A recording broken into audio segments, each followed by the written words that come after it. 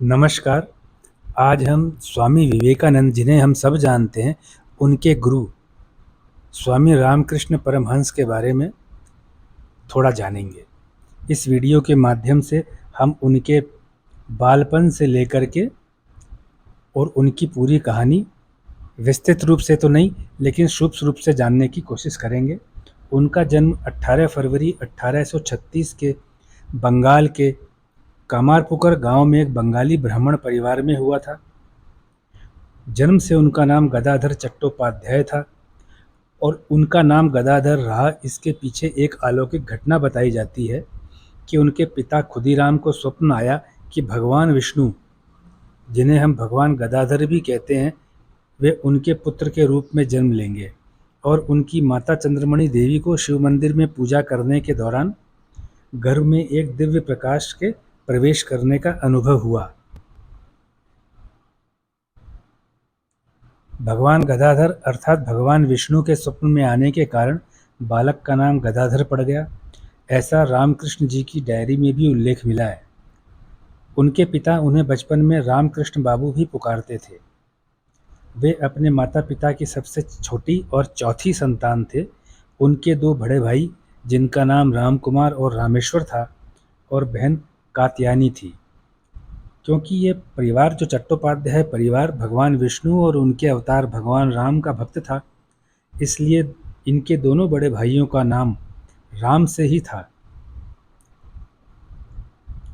जब ये 7 वर्ष के थे तो उनके पिता का निधन हो गया था। रामकृष्ण परमहंस बेहद सरल थे, अत्यंत प्रतिभाशाली थे और प्राणियों की सेवा करने में इनको परम आनंद आता था। वे माता काली के परम उपासक माने जाते हैं। उन्होंने 19वीं शताब्दी में हिंदू धर्म को पुनर्जीवित किया और उनके ही उपदेशों ने, जो स्वामी विवेकानंद प्रारंभ में नास्तिक थे, उनको हिंदू धर्म के प्रति आकर्षित किया। वेद वेदांत पढ़ने का ज्वाला जगाई और वे जाकर के उनके समर्पित शिष्य बन गए। स्वामी रामकृष्ण परमहंस को साधु संतों की सेवा करने में और उनके प्रवचन सुनने का शौक था। वे अक्सर आध्यात्मिक मनोदशा में पाए जाते थे। एक बार 6 से 7 वर्ष की आयु में उनको पहली बार आध्यात्मिक अनुभव हुआ था, जो भविष्य में उनको परम समाधि की अवस्था में ले जाने में अत्यंत सहायक सिद्ध हुआ।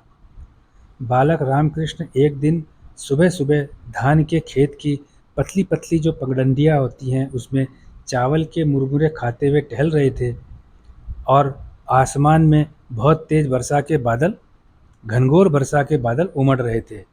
उन्होंने देखा सफ़ेद सारस, जिसे अंग्रेजी में क्रेन्स बोलते हैं, का एक झुंड बादलों की चेतावनी के खिलाफ उड़ान भर रहा है और आसमान में काली घटा छा गई।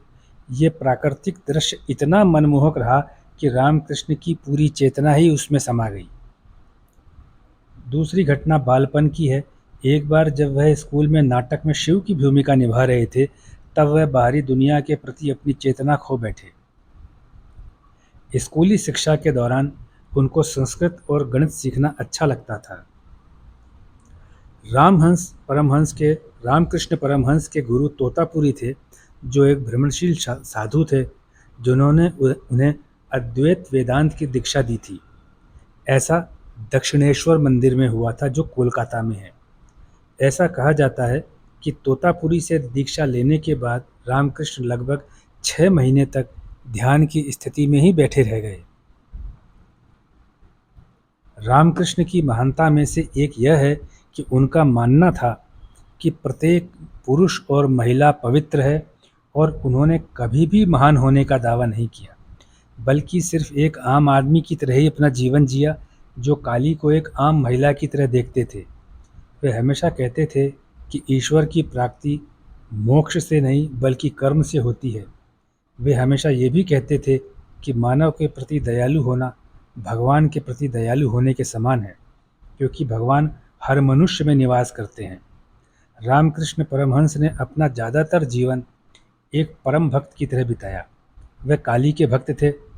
उनके लिए काली कोई देवी नहीं थी, वह एक जीवित हकीकत थी। काली उनके सामने नाचती थी, उनके हाथों से खाती थी उनके बुलाने पर आती थी और उन्हें आनंद विभोर छोड़कर चली जाती थी। जब वास्तव में ऐसा होता था, ये घटना वाकई होती थी, इसका उन्हें कोई मति भ्रम नहीं था। वे वाकई काली को खाना खिलाते थे, ऐसा प्रमाण उन्होंने स्वयं प्रस्तुत किया है। यह जब उनके भीतर प्रबल होती थी तो वह आनंद विभोर हो जाते और नाचना गाना शुरू कर देते थे। जब थोड़े मंद होते और काली से उनका संपर्क टूट जाता तो वह शिशु की तरह रोना शुरू कर देते, जैसे शिशु अपनी माता के लिए रोता है। रामकृष्ण की चेतना इतनी ठोस थी कि वह जिस रूप की इच्छा करते थे वह उनके लिए एक वास्तविकता बन जाती थी। वे जिस वातावरण में रहना चाहते थे उनके चारों ओर वैसा वातावरण का वो अनुभव कर लेते थे। वे चाहते थे कि माता काली उनसे आए, बात करे, वो माँ है, मैं उनकी संतान हूँ, तो वैसा उनको अनुभव होता था। उनको चारों तरफ का वातावरण वैसा ही दिखता था। क्योंकि आप इस वातावरण का अगर अपनी मानसिक क्षमता से अनुभव करें तो आपको ज्ञात होगा कि इस स्थिति में होना किसी भी इंसान के लिए बहुत ही सुखद होता है। हालांकि रामकृष्ण का शरीर, मन और भावनाएं परमानंद से सरोबोर थी, मगर उनका अस्तित्व इस परमानंद से परे जाने के लिए अत्यंत आतुर था कि मुझे इसका भी आनंद चाहिए, इससे और अगला कदम आनंद का चाहिए। मैं हमेशा माता काली के चरणों में ही रहूं। उनके अंदर कहीं न कहीं एक जागरूकता थी कि यह परमानंद अपने आप में एक बंधन है, जो बार-बार संपर्क टूट जाता है। परमानंद से पूर्ण आनंद माँ काली के चरणों में सदा बने रहना ही है। चौबीसों घंटा, हफ्ते के 7 दिन, महीने के 30 दिन, साल के 365 दिन, पूरी आयु उनको माँ काली के चरण ही दिखने चाहिए। रामकृष्ण परमहंस ने सिखाया कि सभी जीवित प्राणी दिव्य हैं। ईश्वर सभी पुरुषों, महिलाओं आदि में मौजूद है। मनुष्य समान है और अस्तित्व में एकता है। मोक्ष प्राप्ति के लिए मुख्य बाधा वासना और लालच है। ईश्वर केवल एक है। सभी धर्मों में मोक्ष प्राप्ति का मार्ग अलग अलग है, लेकिन उनका लक्ष्य एक ही है और वह है ईश्वर। प्रत्येक मनुष्य का मुख्य उद्देश्य ईश्वर से एकाकार होना है। महिलाएं, सभी महिलाएं शक्ति की साक्षात प्रतिमूर्ति हैं। ज्ञान एकता की ओर ले जाता है, लेकिन अज्ञान विविधता की ओर ले जाता है। भगवान के प्रेमी किसी जाति के नहीं होते, कोई जाति छोटी बड़ी नहीं होती। सब इंसान बराबर हैं, सब मानव बराबर हैं।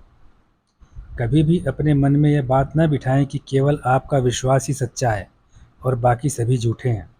निश्चित रूप से जान लें कि बिना आकार वाला ईश्वर भी वास्तविक है और आकार वाला ईश्वर भी वास्तविक है। फिर जो भी विश्वास आपको आकर्षित करता है उसे मजबूती से पकड़ें, अपने विश्वास के ऊपर टिके रहें। बारिश का पानी कभी भी ऊंची भूमि पर नहीं टिकता, बल्कि नीचे की ओर चला जाता है। उसी प्रकार भगवान भी नीच लोगों के दिलों में बनी रहती। नीच लोग कौन? जिन्हें हम नीच समझते हैं, लेकिन व्यर्थ और घमंडी लोगों के दिलों से दूर हो जाती है। जैसे आप भगवान से भक्ति के लिए प्रार्थना करते हैं, वैसे यह भी प्रार्थना करें कि आप किसी में दोष न निकालें। ये सारी शिक्षाएं स्वामी रामकृष्ण परमहंस ने दी हैं। हमने कहा इस वीडियो को हम बहुत छोटा रखेंगे और केवल रामकृष्ण परमहंस के बारे में, ये प्रथम वीडियो है, इसमें इतना बात करेंगे। मैं उम्मीद करता हूँ कि ये वीडियो को सुनने में आपने जितना समय लगाया होगा, आपको उतने समय आनंद अवश्य आया होगा।